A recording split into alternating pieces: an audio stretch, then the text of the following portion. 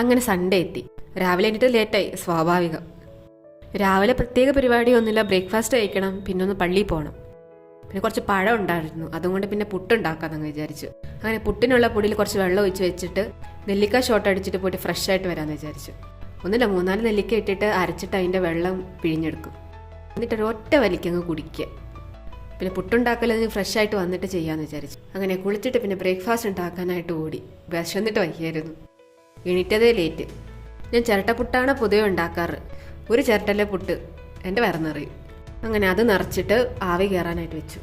പെട്ടെന്ന് കയറും കേട്ടോ, ഒരു 5 മിനിറ്റിൻ്റെ ഉള്ളിൽ തന്നെ സംഭവം റെഡിയായി.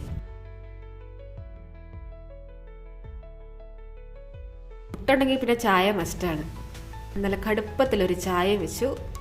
പിന്നെ ഒന്നും നോക്കിയില്ല, വിശപ്പടങ്ങുന്നില്ല, കഴിക്കാൻ തുടങ്ങി. കഴിച്ചൊക്കെ ആയിട്ട് ഊബറും ബുക്ക് ചെയ്തു, പള്ളിയിലോട്ട് പോയി.